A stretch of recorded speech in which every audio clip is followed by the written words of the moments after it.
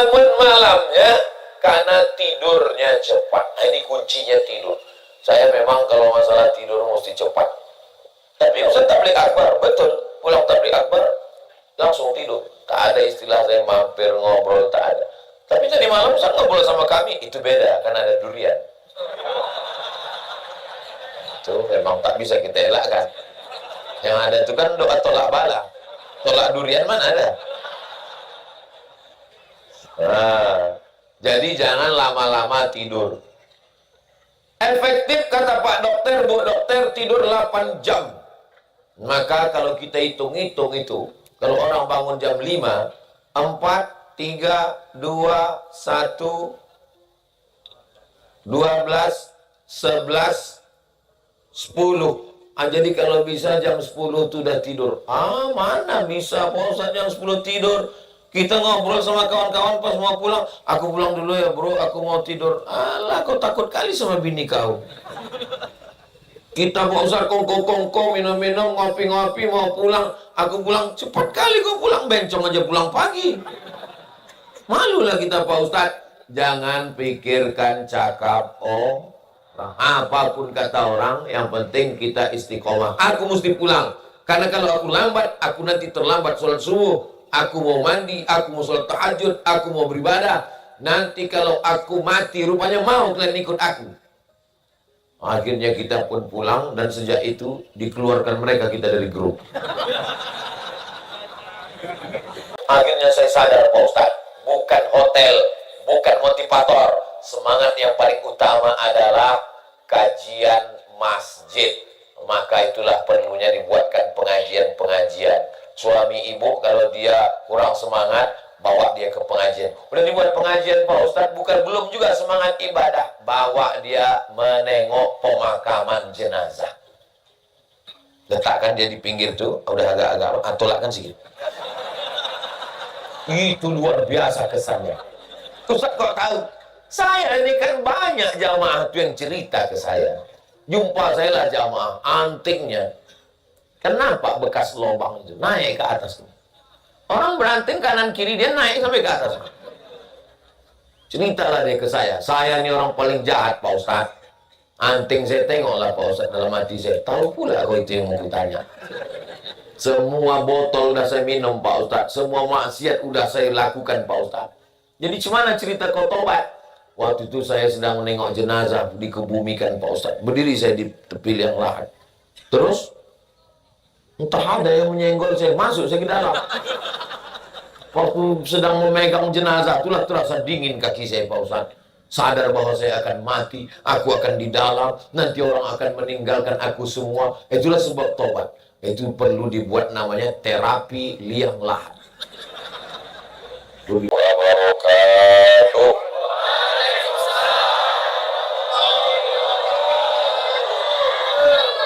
Alhamdulillah, wassalatu wassalamu ala rasulillah Sayyidina wa maulana Muhammad ibni Abdillah wa ala alihi wa sahbihi wa man tabi'ahu wa mawala. Yang sama-sama kita hormati Bapak Camat Pagar Marbau beserta seluruh jajaran, Bapak-bapak, ibu-ibu, hadirin hadirat, para pemuda BKPRMI, Ketua Tim UAS Sumatera Utara Al-Mukarram Ustadz Iqbal Sauki Bulungan, Koordinator Lapangan Bang Darwis Haloman Siregar, harap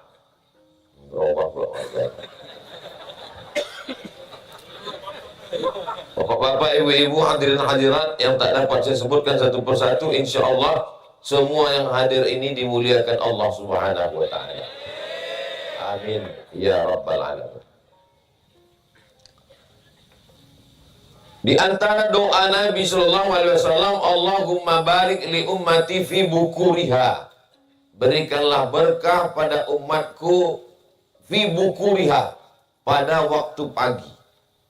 Maka siapa yang paling awal bangun pagi, dialah yang paling banyak dapat berkah. Sebelum Islam datang ke negeri kita ini, ke Nusantara, nenek-nenek moyang kita itu dulu memang sudah terbiasa bangun pagi. Dari mana Ustaz tahu? Itu bisa kita tahu dari pepatah-pepatah mereka. Jangan sampai rezeki dipatuk ayam. Artinya sebelum ayam mematuk, mereka udah dipatuknya ayam itu duluan. Lebih dulu mereka bangun daripada ayam. Alhamdulillah saya jadi Dewan Juri Musabaqah Tilawatil Quran tingkat provinsi di salah satu daerah, tak boleh sebut nama daerahnya, menjaga kode etik jurnalistik. Pagi-pagi itu saya menginap di hotel. Semua Dewan Juri di hotel. Lalu pagi itu kami pun pergilah sholat subuh ke masjid. Dari hotel ke masjid, kanan kiri itu kedai kopi. Sudah buka. Belum subuh udah buka kedai kopi ini. Cepat betul orang sini. Tapi pas ditengok, tak sholat subuh orang ini. Yang punya kedai kopi ini bercelana pendek pakai baju kaos. Ayah, kencong-kencong lah. Rupanya itu rahasianya kenapa dia sukses kaya-kaya. Berawal dari bangun pagi. Maka yang paling berat kata orang sekarang bangun pagi inilah yang paling berat Pak Ustaz. Bahkan ada pula bapak ibu kalau tak seragam, tak serentak antara suami dengan istri, itu tak bisa membangunkan anak pagi. Bapaknya udah semangat, pagi-pagi ketuk pintu kamar anak untuk bangun. Ayo nak sholat subuh, subuh. Kata emaknya, biarkanlah bang, kasihan. Ini kan hari libur, tanggal merah. Tidak jadi dibangunkan anak hanya karena tidak jam sekolah. Ini perlu kita bangkitkan semangat untuk terus bangun pagi, jangan sampai kita kehilangan barokah. Hidup ini yang mau kita cari barokah. Kata Nabi, berkah satu hari itu diberikan Allah pada awal-awal pagi, maka cepat bangun, insya Allah keberkahan kita peroleh, insya Allah. Amin. Apa berkah itu? Berkah itu, mohon maaf, ini pengajian kita ini memang terbatas limited edition atau untuk semua masyarakat? Limited. Oh, patutlah gelap keliling. Belum jelas lagi lokasi posisi kita ini di mana, tidak tunggu tampak terbit matahari nampaknya. Jadi hidup ini kita selalu kalau kita perhatikan doa-doa itu minta berkah.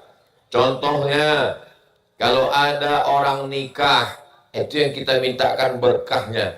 Sampai ke atas pentas kita doakan, barakallahu lakuma wa baraka alaikuma wa jama'a bainakuma fi khair. Mudah-mudahan kau istri dapat laki berkah, laki pun dapat bini yang berkah, dan kalian berdua disatukan dalam kebaikan. Yang dimintakan berkah. Lahir anaknya, cepat kali rasanya kalian ini. Kemarin baru undangan Januari, April udah akikah. Mohon maaf Pak Ustaz, itulah berkah itu. Kata dia pula. Yang didoakan berkah juga. Apa doa waktu hadir akikah? Barakallahu laka fil mauhub wa syakartal wahib wa ruzikta birrahu wa balagha asyuddahu. Oh, itu mendoakan anak orang lahir Pak Ustaz. Iya. Aku udah puluhan kali lahir anak orang, tak pernah aku doakan Pak Ustaz. Bacakanlah itu. Boleh kuat, ya. Barakallahu laka fil mauhub wa syakartal wahib wa ruzikta birrahu wa balagha asyuddahu. Kalau tak hafal Pak Ustaz, gerak-gerakkan aja mulut. Biar jangan nampak kan kita tak hafal kan. Apa isinya? Barakallahu laka fil mauhub. Semoga Allah berikan berkah pada anak yang sudah dikaruniakan Allah kepadamu. Berkah lagi. Pagi-pagi sediakan sarapan udah siap. Yang dimintakan itu berkah. Allahumma barik lan. Jangan dibaca sekarang, menitik air liur nanti. Allahumma barik lana fi ma razaqtana wa qina azabannar. Berjumpa kita, maka saat berjumpa sama orang yang kita doakan berkah, protokol bacakan berkah, qori berkah, imam berkah, Pak Camat berkah, yang dimintakan berkah. Assalamualaikum warahmatullahi wabarakatuh. Barokah, barokah. Apa barokah ini Pak Ustadz? Kata ulama, arti barokah itu ziyadatul khair, kebaikan yang bertambah lebih dari yang dimiliki orang lain. Ada orang kebetulan hari lahir dia, kita doakan, barakallahu laka fi umrik, Allah berikan berkah umurmu. Contoh umur yang berkah dengan umur yang tak berkah begini. Sama-sama 40 tahun. Sama-sama 40 tahun. Tanggal lahirnya sama, lahir di rumah sakit yang sama, emaknya aja yang beda. Sama umur 40 tahun. Tapi yang satu ini berkah. Ada kebaikan. Menikah, punya anak, anak soleh, keluarga sakinah, mawaddah, warahmah, bekerjanya, bersedekah, sholat, beribadah, menyambung silaturahim, berkah. Yang ini 40, rumah, kedai kopi, masuk, kantor, cabut. Tak ada berkahnya. Yang ada laknat aja isinya. Mudah-mudahan yang lalu-lalu kita diampunkan Allah, yang akan datang penuh dengan berkah insya Allah. Maka ditata hidup kita ini. Diawali hidup mesti berkah. Bagaimana caranya? Awal bangun pagi. Alhamdulillah, hari Sabtu ini sudah awal bangun pagi. Mudah-mudahan besok yang paling berat tantangannya ini. Besok hari Ahad, libur. Banyak orang membalaskan dendam sakit hati. Senin, Selasa, Rabu, Kamis, Jumat, payah kali. Hari Ahad ini kustel dulu Pak Ustadz. Jam tak usah lagi diikut aturan kantor, capek. Mau lepas Pak Ustadz, bangun jam 8. Sholat subuh. Disangka orang sholat duha pakai kunut. Maka mulai nanti malam. Kenapa Nabi itu cepat bangun malamnya? Karena tidurnya cepat. Nah ini kuncinya tidur. Saya memang kalau masalah tidur mesti cepat. Tapi Ustaz tabligh akbar, betul. Pulang tabligh akbar, langsung tidur. Tak ada istilah saya mampir ngobrol, tak ada. Tapi tadi malam Ustaz ngobrol sama kami, itu beda, karena ada durian. Itu memang tak bisa kita elakkan. Yang ada itu kan doa tolak bala. Tolak durian mana ada? Nah, jadi jangan lama-lama tidur. Efektif kata Pak Dokter, Bu Dokter, tidur 8 jam. Maka kalau kita hitung-hitung itu, kalau orang bangun jam 5, 4, 3, 2, 1, 12, 11, 10. Jadi kalau bisa jam 10 itu udah tidur. Mana bisa Pak Ustaz jam 10 tidur? Kita ngobrol sama kawan-kawan pas mau pulang. Aku pulang dulu ya bro, aku mau tidur. Alah, kau takut kali sama bini kau. Kita Pak Ustaz kongko-kongko, minum-minum, ngopi-ngopi, mau pulang. Aku pulang, cepat kali kau pulang. Bencong aja pulang pagi. Malulah kita Pak Ustaz. Jangan pikirkan cakap apapun kata orang, yang penting kita istiqomah. Aku mesti pulang. Karena kalau aku lambat, aku nanti terlambat sholat subuh. Aku mau mandi, aku mau sholat tahajud, aku mau beribadah. Nanti kalau aku mati, rupanya mau kalian ikut aku. Akhirnya kita pun pulang, dan sejak itu dikeluarkan mereka kita dari grup. Ada kekhawatiran. Jangan terlalu sayang sama kawan sampai lupa diri sendiri. Ingat, kalau kau mati, kawan makan ayam.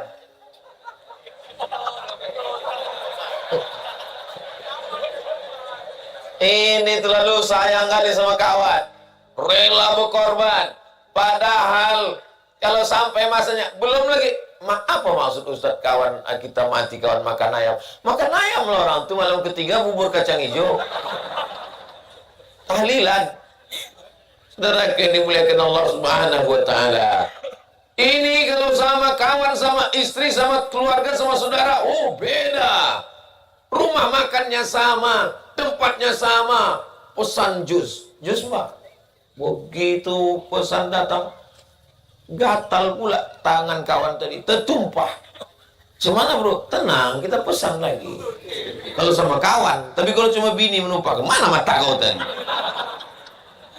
Padahal kalau sampai masa tua datang, kan tak selamanya kita ini sehat, tak selamanya kita ini gagah, tak selamanya kita ini berkuasa, tak selamanya bertenaga. sampai masanya tua di ruang ICU. Yang kau marahi tadi itu juga lah yang menyuapkan bubur ayam. Bang, makannya bang ya. Kawan tak ingat entah tidak. Ditunggunya kapan kita mati. Begitu kita mati langsung dipostingnya gambar, dilingkarinya muka kita merah. Innalillahi wa inna ilaihi raji'un. Kira-kira yang ku cakapkan ini betul apa tak betul? Oh, setuju semua orangnya. Saudara yang dimuliakan Allah, berkawan baik, berkawan bagus. Saya sampai hari ini tak pernah memutuskan persaudaraan dengan kawan, teman, sahabat. Tapi kalau sampai mengganggu jam ibadah, say no to friend. Katakan tidak. Rupanya kalau habis makan durian ini lancar kita bahasa Inggris. Katakan tidak pada kawan. Nah, jadi mohon maaf kawan, aku mohon izin, aku mau cepat tidur malam ini. Saya beberapa kali jumpa dengan jenderal-jenderal di Sumatera Utara nih. Mohon maaf ya Pak Ustadz, saya tak pernah tidur lewat dari jam 10, kata Pak Jenderal. Oh, itu rupanya rahasia. Kenapa Bapak cepat tidur? Karena kalau saya tak tidur cepat, payah saya bangun tahajud Pak Ustadz. Rasa menyipak dia ke dalam. Lepas. Cepat tidur. Tapi Pak Ustadz, kami yang udah terbiasa tidur larut malam ini kan payah mau tidur cepat. Gimana kuncinya Pak Ustadz? Kadang udah sampai di tempat tidur, putar kiri kanan, tak mau tertidur. Mudah aja, makan antimu. Bibi, Pak, langsung tertidur. Jangan sepapan. Sepapan kalian beli. Tahun baru bangun. Tidur. Setel jam. Saya Pak Ustadz, jam handphone sudah, jam waker yang berdering sudah, tak juga terbangun. Ada kemarin orang mengirim video ke saya, pas di atas tempat tidur kepalanya itu ada sarung tinju berputar. Pasnya gitu. Bagus juga itu dicari. Coba cari nanti di pasar Sambu. Supaya bangun kita cepat. Setelah bangun, letakkan handphone itu agak jauh sedikit dari gapaian tangan. Jangan diletakkan di tepi. Kalau di tepi, campak aja. Agak jauh supaya kita bangkit. Begitu kita bangkit, saya sering juga gitu Pak Ustadz, bangkit saya matikan, tidur saya balik. Langsung ke kamar mandi, langsung mandi. Mana boleh mandi malam Pak Ustadz? Mandi malam itu nanti katanya kena rematik. Yang mandi malam rematik itu habis maghrib ke jam 12 malam. Itu yang tak boleh. Tapi kalau mandi malam setelah jam 1 ke subuh memang bagus. Itulah dia terapi mandi malam. Masalah dingin, macam mana pula orang di Brastagi? Macam mana pula orang di gunung sana? Tak mungkin orang itu pakai pemanas setiap hari. Jadi ini masalahnya adalah Allah bisa karena biasa. 1000 dalil, kalau orang tak mau 1001 dalil. Ini masalah huruf L dengan H aja ini. Justru bagus mandi pakai air dingin. Air dingin meredam hawa nafsu. Jadi kalau ada anak muda belum berbini bernafsu betul, mandikan pakai air es. Insya Allah mati senapang angin tuh. Itu maka orang dulu bersunat dia jam 6 pagi, itu jam 1 malam udah direndam dulu. Oh gigil, supaya apa? Supaya mudah memotong daging bagian ujung. Karena hilang dia ke dalam. Dia ambil sembilu bambu, takut pakai gunting kena titanus. Dia ambil sembilu bambu, digilingkan, putus, tak terasa langsung. Rupanya bapak yang motong ini praktek baru pertama kali. Hilang. Sekarang udah tak ada itu lagi. Itu zaman bapak-bapak atuk kita dulu. Zaman sekarang sudah ada. Ada orang dari Riau, lama sukses jadi dokter di Malaysia, punya program namanya Sunatron. Jadi kerjasama dengan yayasan kami, sunat gratis 99 orang setiap awal bulan hari Jumat Sabtu. Saya yang mengiklankannya itu. Sunatron, daftarkan anak dan suami Anda. Jangan takut, jangan cemas, jangan ngeri, jangan galau. Habis sunat langsung pakai celana. Pagi khitan, sore bisa akad nikah. Saya diminta orang tuh ambasador iklannya. Saya bilang tak usah lah, yang potongan lama aja hampir habis, saya bilang. Jadi siapa? Anak saya lah. Makanya waktu lahir anak saya itu umur 8 hari, Ustadz, bagus anak Ustadz nih kami sunat, kata dia. Karena mau praktekkan langsung umur 8 hari. Nabi Isa itu rupanya disunat umur 8 hari. Beda tradisi di tempat kita. Tempat kita bersunat pas libur SD mau masuk SMP.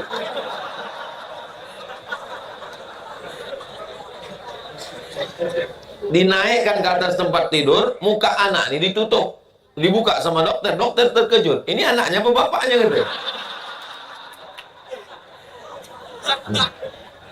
Saudara yang dimuliakan Allah Subhanahu Wa Taala, jadi bangun, udah agak terbit matahari barulah nampak rupanya lapangan bola tempat kita ini. Nah, ada tiang gawang di situ. Tadi tak jelas ku tengok, gelap. Kusangka di rumah hantu. Bangun malam, usahakan bangun malam. Kalau tidak bisa jam 2, kalau tidak bisa jam 1, maka paling tidak 1 jam sebelum azan subuh. Jadi kalau di Sumatera Utara subuh jam 5, maka bangunlah jam 4.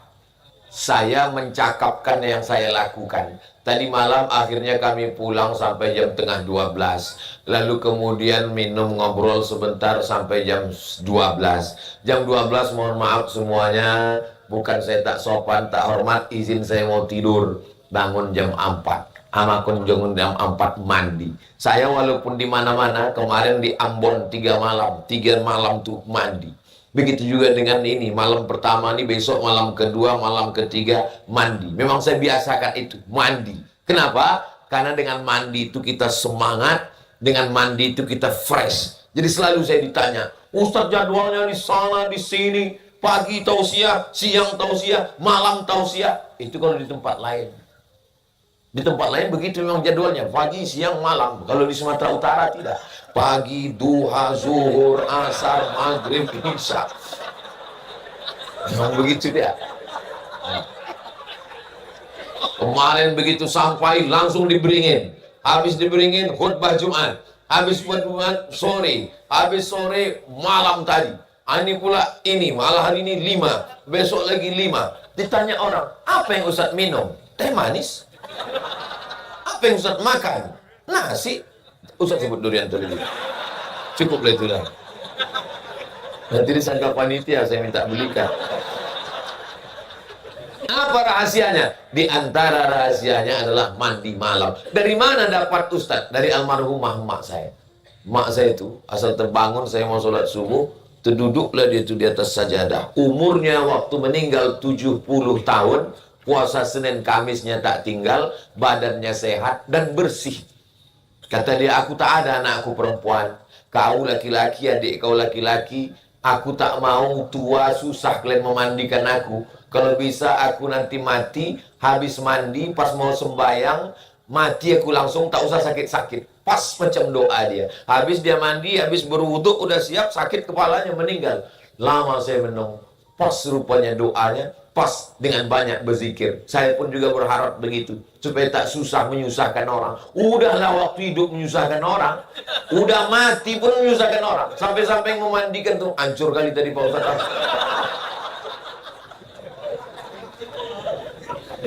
Mudah-mudahan kita semuanya husnul khatimah. Mandi bersih, gosok gigi. Jangan sampai ada, ini kadang ngobrol cerita kita sama orang, orang senyum, kita pun senyum. Rupa yang disenyumkan orang kita. Kita tengok apa tak senyum, dia menengok ada bekas air liur, biji mata sebesar bakso sini. Tapi kalau kita mandi itu bersih, segar. Kalau kita tidur, badan kita ini berkeringat. Berkeringat, asam. Maka innal malaikata tata'adza. Malaikat itu tersakiti mencium yang bau-bau. Maka begitu kita mandi segar, lalu kemudian kita pun bersemangat, tegak berdiri, sholat sunat wudu dulu. Usolli sunnatal wudu raka'ataini lillahi ta'ala. Habis sholat sunat wudu, sholat sunat taubat. Banyak dosa kita. Usolli sunnatat taubat. Habis itu sholat sunat tahajud. Usolli sunnatat tahajud. Habis itu sholat sunat hajat. Usolli sunnatal hajat. Hajatnya tak usah sebutkan, dalam hati aja. Usolli sunnatal hajat. Mau nikah belum nampak jodohnya, ya Allah, tak usah sebut. Apalagi pas rame-rame di masjid, didengar orang, ditanya, anak siapa? Katanya. Nah, bagus kita aja dengan Allah Subhanahu Wa Taala. Usolli sunnatal hajat. Hajatku ya Allah, dudukkanlah aku nomor 8 nih Allah. Jangan dengar orang. Contoh, tak boleh diceramah. Misal doa Ustaz Iqbal misalnya, doa dia begitu kan. Nah, lalu kemudian kita pun sholat sunat hajat. Di sujud yang terakhir itulah minta kepada Allah Subhanahu Wa Taala. Habis itu kalau belum witir tadi sebelum tidur, witir ditutup. Tapi kalau udah witir sebelum tidur, ada sebagian orang sebelum tidur dia witir. Supaya dia bersih, udah berwudu, baru dia tidur. Ada orang, nanti adalah malam. Witir itu 2. Sebelum tidur atau di akhir malam. Itu kalau dilaksanakan, sholat sunat wudu, sholat sunat taubat, sholat sunat tahajud, sholat sunat hajat. Habis itu duduk berzikir, zikirnya 3 yang utama. Pertama, istighfar, astaghfirullahaladzim, alladzi la ilaha illa huwal hayyul qayyum wa atubu ilaih. Habis itu salawat, Allahumma sholli ala Sayyidina Muhammad wa ala ali Sayyidina Muhammad. Habis itu afdalu zikri fa'lam annahu la ilaha illallah Muhammad Rasulullah. Itu kalau dilaksanakan, tak lama sesudah itu terdengarlah suara tarhim dari menara masjid. Assalatu wassalamu alaik, alaika ya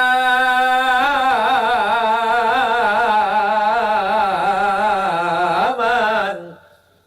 Di Medan Sumatera Utara, kalau udah menjelang jam 5 itu bersaut-sautan suara menara. Bagus-bagus suara orang di Sumatera Utara, Deli Serdang, Kabupaten Asahan, Mandailing, Natal, Masya Allah. Pas datang kita ke masjid, rupanya kaset. Dulu. Kalau sekarang memang orang, udah banyak santri-santri. Nah, jadi ini semangat. Sampai ke masjid, sholat tahiyatul masjid. Jangan sampai. Kenapa subuh ini dilaksanakan acara? Biasanya kalau subuh di masjid, ini kenapa pula pakai tenda di tanah lapang? Mana aku tahu. Tanyalah panitia. Mana tahu ada yang komplain nanti. Sholat kenapa tidak di masjid? Sholat subuh di masjid. Sholat sunat tahiyatul masjid. Idza dakhala ahadukumul masjid, kalau kamu masuk masjid, fala yajlis, jangan duduk. Masuk masjid jangan duduk. Sholat sunat tahiyatul masjid. Apalagi bapak camat, bapak bupati, bapak gubernur, kepala daerah, bapak tentara, TNI, Polri, tunjukkan tradisi masuk masjid sholat sunat ini. Supaya apa? Supaya ditengok masyarakat. Masyarakat ini mengikut pemimpinnya. Kalau udah ditengok mereka, bapak bupati, tahiyatul masjid, maka semua kepala dinas, kepala badan, kepala kantor, semua ikut. Walaupun belum wudu.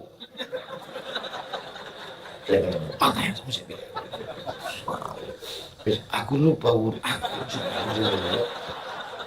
Betul sholat kayak gitu. Mungkin sekali itu dia tak berwudu. Tapi untuk yang akan datang tentu dia segan, dia siap-siap. Ayo kita acara nanti di sana. Kau udah wudu? Jangan macam kemarin itu lagi. Cukuplah ada dosa kita banyak kali udah. Malaikat pun kita bohongi juga. Ini penting. Melanjutkan tradisi. Nih. Lalu kemudian setelah tahiyatul masjid duduk menunggu azan. Lalu kemudian selama menunggu azan itu, kalau bisa di masjid jangan duduk di dekat orang yang kita kenal. Karena biasa walaupun udah besar, udah tua, kalau udah jumpa di masjid jadi budak kecil lagi dia. Nah, maka di situ kawan, itu geng saya sini. Di situ di AC sini. Didekatinya lari sedikit. Karena kalau udah dekat,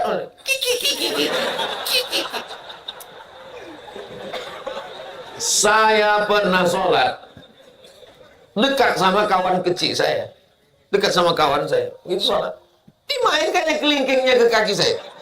Astagfirullah. Awak udah tua-tua nih, Ustaz pun digitukannya juga. Mau dibacakan ayat kursi dia hafal Yasin. Nah, itu. Jadi maka kalau udah tua-tua nih berubah jadi anak kecil lagi kita. Nah, maka jauh tempat berzikir, bawa tasbih. Itulah guna tasbih itu. Ini balik dari umroh beli tasbih 100 biji, habis untuk jamaah semua. Tinggal satu punya dia, itu pun disangkutkan di mobil. Banyak mobil masuk surga, yang punya masuk neraka. Heran juga nanti orang beriman, pasti tengok di surga macam-macam merek ada. Mau saya sebutkan tadi, takut jadi iklan gratis untuk mereka. Maka setelah itu kita dengar azan. Mendengar azan, diam, senyap, jangan bercakap.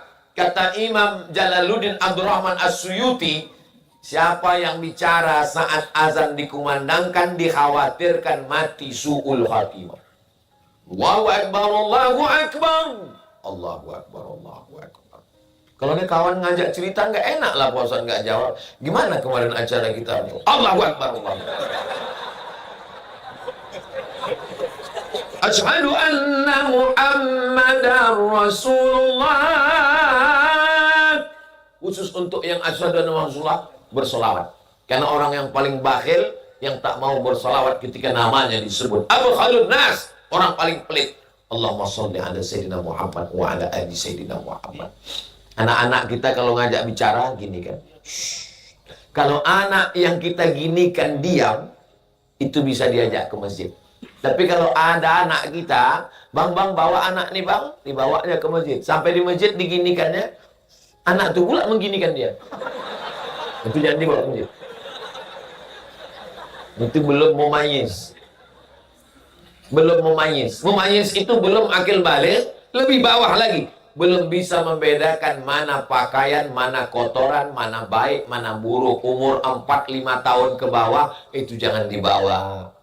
Saya tidak setuju juga dengan pengurus masjid yang mau ngamuk, marah-marah. Anak-anak, jangan bawa ke masjid. Naik darah tinggiku. Bapak-bapak ini tak bisa menjawab. Sebetulnya kalau bapak ini mau menjawab, bapak pun kalau ada darah tinggi, jangan ke masjid. Kalau anak-anak kita bawa ke masjid, siapa yang akan meramaikan masjid di masa akan datang? Maka solid ini dijaga, persatuan ini dijaga di masjid. Karena kalau kita mati nanti semuanya akan ke masjid. Mau pecandu narkoba, mau penjahat, mau penyamun, mau perampok, tetap juga yang sombong, yang ngejek-ngejek. Ayyalah salam. Apa kata dia? Kau aja duluan lah. Sampai akhirnya jenazah kau dibawa juga ke masjid. Cuman bedanya apa kata imam? Mohon itu jangan dibawa masuk, biarkan aja dulu di luar. Diletakkanlah keranda di luar, menetes air mata menengok orang sholat di dalam, karena dia ingin sholat tapi waktu sudah terlambat. Sampai akhirnya selesai sholat baru dipanggil. Apa kata imam? Tolong bawa dia ke dalam. Imam tak sakit hati. Dulu kau tak mau di belakangku kan? Sekarang aku di belakang kau, kata imam.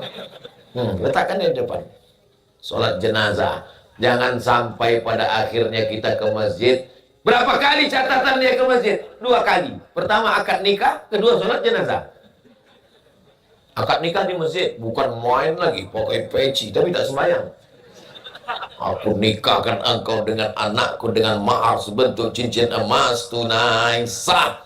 Nasihat pernikahan, jadilah imam bagi perempuan. Ngangguk-ngangguk pula tuh. Apa dia ngangguk kan? Mati baru ke masjid.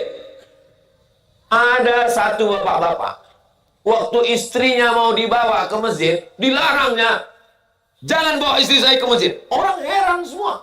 Di mana-mana orang kalau mati mau dibawa ke masjid supaya ramai yang menyolatkan jenazah. Telusur punya cerita. Rupanya dia tak ke masjid, malu dia bini ini dibawa. Bininya mati duluan. Kalau dia mati duluan, pasti dibawa orang itu tak mungkin dia melawan. Pada akhirnya kita akan ke masjid. Dan pada akhirnya kita akan dimandikan orang yang sombong, yang tak peduli sama orang. Tak peduli sama orang. Yang tahunya cuma dia saja. Dia yang paling kaya, dia yang paling hebat, dia yang paling senior, dia yang paling... Pada akhirnya kita bukan apa-apa dan bukan siapa-siapa. Malam ini, subuh ini kita masih mandi. Tak tahu besok subuh tak kita dimandikan orang. Subuh ini kita masih berpakaian, mungkin besok kita akan dipakaikan orang kain kapan.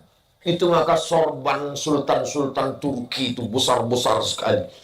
Cobalah tengok, buat di Google itu, Sultan-Sultan Turki. Nanti muncul gambarnya, besar-besar, macam ban Vespa. Saya ini orangnya penasaran. Kenapa lah sorban Sultan Turki ini besar-besar? Baru saya tahu, rupanya itu kain 2 meter, kain kafan. Kain kafan dililitkan ke kepala, supaya dia sadar bahwa nanti kau akan mati. Jadi kalau ada kawan-kawan ibu yang tak ingat mati, buatkan dia jilbab dari kain kapan. Pasangkan ke kepalanya. Kalau ada kawan kita, sahabat kita, pejabat kita, orang kaya kita yang tak ingat mati, saya semalam kan waktu tausiah itu, berikut ini pemasangan tanja. Nanti perlu juga kita buat pemasangan sorban kain kapan. Biar sadar dia. Dulu, sekarang tradisi ini sudah tak ada lagi saya tengok. Saya pertama kali haji tahun 1992. Waktu itu saya kelas 2 Sanawiyah Muallimin Al-Wasliyah Unifa Medan. Sampai di Masjidil Haram, di pelataran itu, orang India itu ramai-ramai menjemur kain putih, bermeter-meter. Apalah ini? Rupanya kain putih itu mereka beli bergulung-gulung, mereka bawa turun ke dalam Masjidil Haram, ke dekat sumur, disiram pakai air zam-zam, dijemur kering, nanti dilipat balik, sampai di kampung digunting, dipotong-potong untuk kain kafan. Jadi mereka meyakini kalau kain kafan itu dari air zam-zam, itu diselamatkan. Itu menurut pikiran mereka aja. Jadi banyak manusia ini berpikir menurut pikiran dia. Oh, datang orang kita. Oh, jadi kalau kain kafan disiram air zam-zam bisa selamat azab kubur. Iya. Orang kita lebih cerdas lagi. Dicarinya kain lapuk. Ditanya, kok kenapa kain lapuk? Biar supaya pas ditengok malaikat, disangkanya ini udah lama, tak diperiksanya lagi. Mana bisa kita akal-akali malaikat? Bekal kita menghadap Allah, yang pertama ditanya adalah sholat. Maka kalau sudah sholat, insya Allah solidlah dia. Makanya saya ceramah di kantor-kantor dinas. Pak Bupati, kenapa dibuat acara pengajian hari Jumat pagi untuk pegawai-pegawai ini? Kita udah pernah pakai Pak Ustadz, supaya pegawai ASN, PNS on time, tepat waktu. Kita panggil motivator dari Jakarta, kita buat acaranya di hotel, convention hall, pakai gambar audiovisual, pakai suara, matikan lampu. Semangat, semangat. Keluar dari hotel, letoy, loyo. Akhirnya saya sadar Pak Ustadz, bukan hotel, bukan motivator. Semangat yang paling utama adalah kajian masjid. Maka itulah perlunya dibuatkan pengajian-pengajian. Suami ibu kalau dia kurang semangat, bawa dia ke pengajian. Udah dibuat pengajian Pak Ustadz, bukan belum juga semangat ibadah. Bawa dia menengok pemakaman jenazah. Letakkan dia di pinggir tuh, udah agak-agak, tolakkan sedikit. Itu luar biasa kesannya. Ustaz kok tahu? Saya ini kan banyak jamaah tuh yang cerita ke saya. Jumpa saya lah jamaah, antingnya. Kenapa bekas lubang itu naik ke atas? Orang beranting kanan kiri, dia naik sampai ke atas. Ceritalah dia ke saya. Saya ini orang paling jahat Pak Ustaz. Anting saya tengoklah Pak Ustaz, dalam hati saya. Tahu pula kau itu yang mau kutanya. Semua botol udah saya minum Pak Ustaz. Semua maksiat udah saya lakukan Pak Ustaz. Jadi gimana cerita kau tobat? Waktu itu saya sedang menengok jenazah dikebumikan Pak Ustaz. Berdiri saya di tepi liang lahat. Terus entah ada yang menyenggol saya, masuk saya ke dalam. Waktu sedang memegang jenazah, itulah terasa dingin kaki saya Pak Ustaz. Sadar bahwa saya akan mati, aku akan di dalam, nanti orang akan meninggalkan aku semua. Itulah sebab tobat. Itu perlu dibuat namanya terapi liang lahat. Dan saya pernah ke satu pesantren, yang pimpinan pesantren ini kakak kelas saya di Mesir. Di tepi gawang tuh, saya tengok ada lubang. Masuk ke dalam, tenggelam kita. Dan panjang 2 meter. Saya tanya, abang apa ini? Ini kalau ada anak-anak yang bandel, ku bawa jam 3 malam, ku masukkan ke dalam. Kami gulung pakai kain kapan, kayak masukkan. Saya bilang, hati-hati juga bang, khawatirnya kita bercanda malaikat serius, saya bilang. Penting. Istilah tradisi membuat lubang liang lahat dan masuk ke dalam dilakukan oleh beberapa ulama salaf. Salaf itu artinya 3 abad pertama. Jadi mereka dulu sengaja menggali lubang dan dikhatamkannya Al-Quran di dalam untuk menasehati dirinya. Saya di mana ada orang menasehati saya? Datang saya ke Habib, tolong nasihati saya. Ustadz sudah tahu ayatnya. Tuan Guru, Kiai, tolong nasihati saya. Insya Allah Ustadz kan ceramah. Di manalah saya mendengar nasihat? Maka ada satu Jumat saya kosongkan. Jumat 1 khutbah, Jumat 2 khutbah, Jumat 3 khutbah. Ada satu Jumat saya tak khutbah. Untuk apa? Supaya telinga ini mendengar. Jangan cuma bercakap Abdul Somad. Enak menceramahi orang, coba mendengar. Maka waktu saya hadir mendengarkan khutbah, memang betul. Lebih berat mendengar daripada bercakap. Buktinya apa? Saya khutbah 20 menit, 30 menit. Tak pernah saya mengantuk. Tapi pas mendengar khutbah itu berat kalian. Oh, berat. Kadang-kadang bercabang muka imam itu 2. Barulah kita sadar. Jadi kita ini kalau mau berpikir 2 arah, jangan hanya berpikir tentang berceramah, tapi rasakan juga mendengarkan ceramah. Jangan cuma berpikir mengkhutbahi orang, rasakan juga mendengarkan khutbah. Itulah makanya saya kalau khutbah Jumat itu saya gas setinggi-tingginya suara. Kenapa? Karena saya merasakan kalau suara khotib itu slow, makin larut kita. Bagaimana saudara kita di Palestina yang dihantam oleh Israel. Oh, itu sudah kali itu. Kalau saya, saudara kita di Palestina hari ini, di mana saya tengok yang paling kuat berayun di situ, saya gas. Nasihat ini mesti masuk ke telinga kita. Tapi ada nasihat yang tak berbunyi, tak bersuara. Dia diam 1000 bahasa. Nasihat itu bernama mati. Maka dia sering diingat. Saya dalam sebulan, saya wajibkan diri saya menengok orang mati. Tapi saya kalau menjenguk orang meninggal itu, kalau siang saya tak mau datang. Kalau dapat kabar ada orang meninggal, biasanya saya datang itu malam, jam 12 malam atau subuh. Karena kalau saya datang siang, tak bisa saya ingat mati. Asik jamaah itu berfoto aja. Orang mati pun tak peduli. Akhirnya saya tak ingat mati jadinya. Tapi kalau datang saya jam 2 malam, pas lagi orang tak ada, datang saya ke situ, saya buka penutup wajahnya, saya cium. Usahakan mencium jenazah. Saya salah ada orang meninggal, saya buka, saya cium. Tapi sama-sama laki-laki. Dan Pak, gara-gara ini bini orang kalian cium. Mengamuk lakinya walaupun udah mati. Itu pelajaran luar biasa. Dingin macam es batu.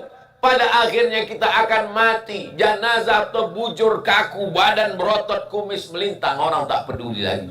Terbujur kaku.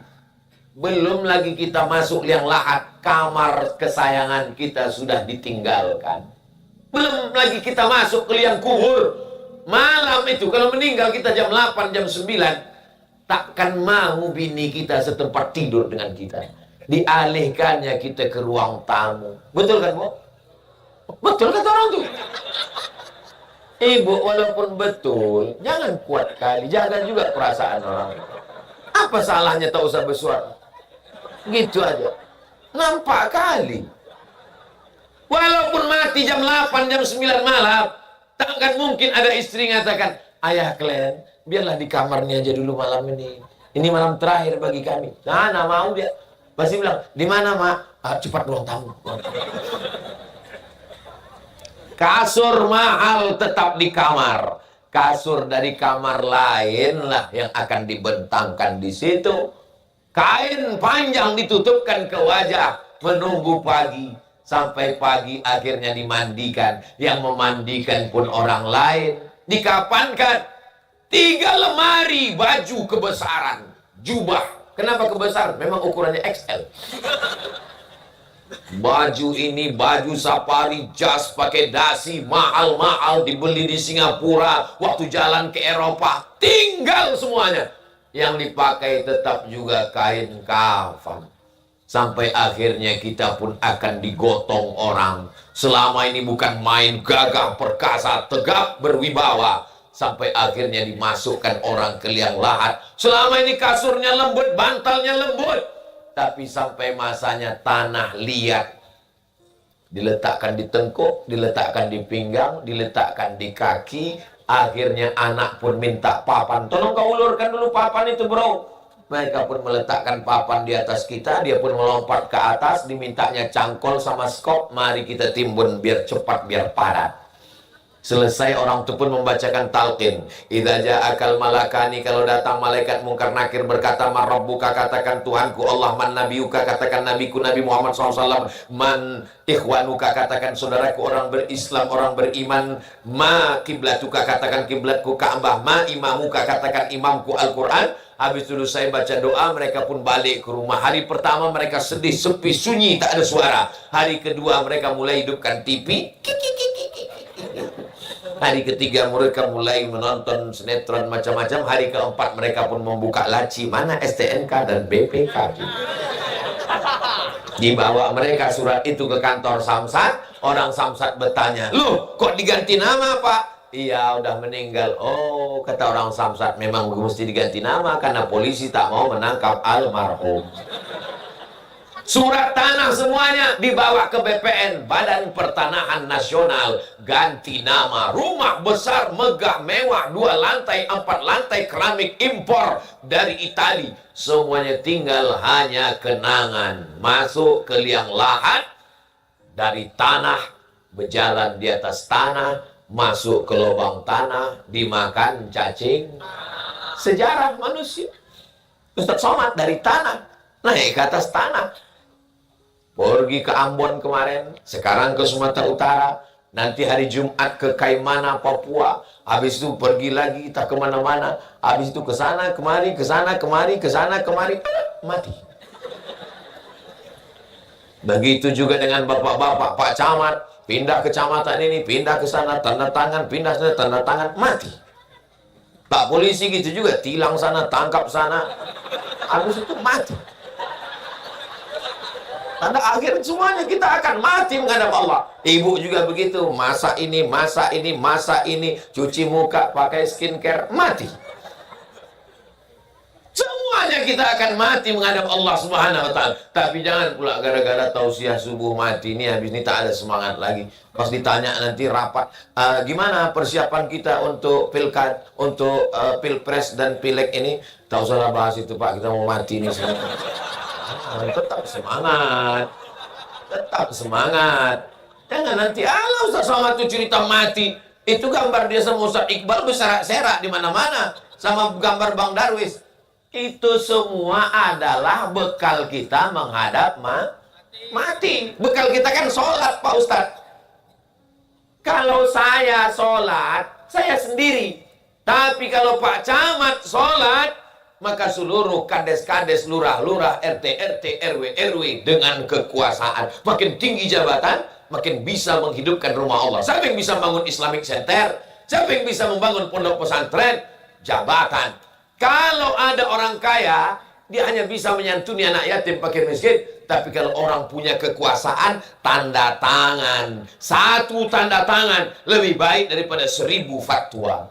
Ustaz Somad ini ceramah aja. Kalau memang betul, Ustazlah mencalonkan diri. Kalau aku mencalonkan diri, nanti aku terjebak pada warna-warni. Aku lebih baik mendudukkan orang baik di tempat yang baik. Aku sampai mati tetap jadi ustaz. Jadi orang tak perlu khawatir. Jangan cemas saya mendaftar ke KPU. Insya Allah tidak. Saudara yang dimuliakan Allah Subhanahu wa Ta'ala. Orang baik, pilih orang baik, dudukkan di tempat yang baik. Kalau ada orang yang tak baik kasih duit, ambil duitnya, jangan coblos orangnya. Gua banget ini Pak Ustaz. Tapi ada yang bilang duit itu haram Pak Ustaz. Tengok dulu berapa isinya. Aku takutlah membelikan ini sarapan pagi. Masa anak biniku makan haram Pak Ustaz? Ambil duitnya, serahkan ke masjid, bagikan ke fakir miskin, bagikan ke anak yatim. Memang itu yang saya lakukan tiap tahun Pak Ustaz. Kalau ada orang ngasih 50.000, memang tak saya ambil Pak Ustaz. Iyalah, 50.000 pula.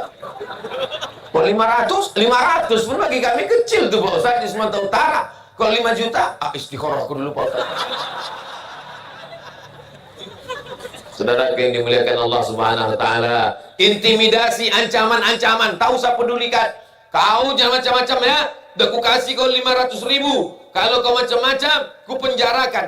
Memangnya kau aja yang bisa ngancam. Aku pun bisa juga. Udah ku rekam suara kau tadi. Macam-macam ku polisikan kau. Jangan kita ini dimarahi, diamuk orang diam. Ini sekarang masalah mop-mopan aja ini sekarang. Saya walaupun udah tua, kurus begini, paling pantang saya diancam orang. Saudaraku yang dimuliakan Allah Subhanahu wa taala, kau udah sumpah ya? Tadi kan udah demi Allah. Hati-hati kau makan sumpah. Aku memang udah bersumpah, duit udah ku ambil. Terus gimana? Aku puasa 3 hari, selesai. Fakafaratuhu, maka cara menebus sumpah, it'amu asyarati masakin, kasih makan 10 fakir miskin, au kiswatuhum, kasih pakaian, au ta'riru raqabah, bebaskan hamba sahaya. Falam yajid, siapa yang tak sanggup, fasyamu salasati ayyam, puasa 3 hari. Makanya ibu jangan percaya sumpah, apalagi sumpah bapak. Aku cinta mati, Ma. Kalau kau mati, aku tak akan berbini lagi sampai mati, kata dia. Puasa dia 3 hari, selesai. Itulah hebatnya kalau perempuan ngaji. Tak bisa dia dirayu sama buaya darat ini. Aku tak usah kau cerita. Itu kan udah disampaikan Ustaz Somad kemarin. Puasa kau 3 hari kan? Oh iya ya, Ustaz kita sama ya, kata dia. Saudara yang dimuliakan Allah Subhanahu wa taala, maka kita jaga barokah ini dengan memulai dari diri sendiri. Saya menceramahkan ini, tapi dia saya masukkan ke kepala saya, jangan sampai kau tidak bangun sejam sebelum subuh, Abdul Somad. Apalagi nanti malam Ahad, besok malam Senin. Yang paling berat tuh nanti malam Selasa. Karena dari kisaran kami langsung jalan darat, entah di manalah kami sholat subuh itu nanti. Tapi insya Allah sampai ke Pekanbaru, berjalan lancar dakwah Sumatera Utara 4 hari ini. Hari Jumat, hari Sabtu, hari Ahad, hari Senin. Yang mengatur jadwal saya, Ustadz Iqbal Sauki Pulungan, Bang Darwis. Kenapa Ustadz sebut terus nama orang nih? Memang begitu, dia setiap 10 menit diulang terus. Memang begitu protapnya. Orang nilai yang mengatur jadwal. Saya kalau ditanya orang, beberapa kawan menelpon, katanya mau ke Medan ya? Iya. Di mana ada jadwalnya? Aku tak tahu. Aku tak tahu tadi mana ada jadwalnya. Pokoknya aku datang, nanti aku tahu siap. Memang begitu saya. Tak pernah saya tengok di mana lalu ditelepon, tak pernah. Dimanapun begitu. Makanya waktu sampai ke Malaysia, Kuala Lumpur, saya pakai baju kaos, saya pakai topi, tidak pakai peci. Saya pakai pakaian biasa, tiba-tiba terbangun dibawa orang itu ke kantor Datuk Seri Mahathir Mohamad, Perdana Menteri Malaysia. Terkejut saya. Wah, kalau tahu gini kan pakai jas, pakai dasi kita. Biar jangan apa kali. Sampai di situ saya bilang, Datuk Seri, saya mohon maaf, beribu maaf. Saya tak tahu bahwa kita akan bertemu. Saya memang kemana-mana saya tak tanya mau kemana, mau naik apa, mau jam berapa, mau di mana, yang ngundang siapa, tak tahu saya. Kata dia, kami maklum Ustaz Somad. Alhamdulillah. Itulah maka saya cuma mau cerita bahwa saya disambut Perdana Menteri, itu aja ceritanya. Saudara yang dimuliakan Allah, artinya hidup ini tak usah terlalu banyak kali kita pikirkan. Jadi kalau saya pikirkanlah jadwal Medan Sumatera Utara ini di rumah. Sementara saya di rumah kan mau tenang dengan anak istri. Hari Selasa, hari Rabu, hari Kamis. Jangan lagi jadwal ini masuk merusak ke kepala. Quality time kalau bahasa orang Tapanuli Utara. Bagaimana kita dengan anak istri. Itu juga dengan ibu bapak. Kalau sudah berangkat dari kantor jam 8 pagi sampai jam 4 sore. Cukuplah itu udah di kantor. Pulang ke rumah. Tutup handphone, waktu untuk anak, waktu untuk suami kalau ibu, waktu untuk istri kalau bapak, tutup. Jangan lagi sampai di rumah, masih juga handphone itu juga lagi. Datang anak membawa kertas, mak, nilaiku bagus. Langsung dipoto, ada anak resek kali dari tadi ganggu aja. padahal dia perlu kita. Pandai-pandai kita mengatur pikiran kita, kita bagi. Ini untuk kerja, ini untuk kantor, ini untuk rumah, ini untuk tetangga, ini untuk ayah, ini untuk ibu. Akhirnya pada masanya kita akan pergi dan semuanya punya kenangan yang indah. Al-hayatu rihlatun qasiratun. Hidup ini adalah perjalanan yang pendek. La tabqa minha illa dzikrul hasan.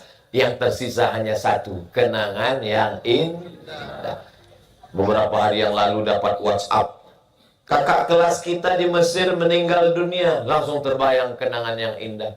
Sama-sama jalan dulu di Mesir, sama-sama jam 2 malam di Terminal Ramses, sama-sama dulu berjalan mencari bantuan untuk mahasiswa Indonesia karena krisis moneter.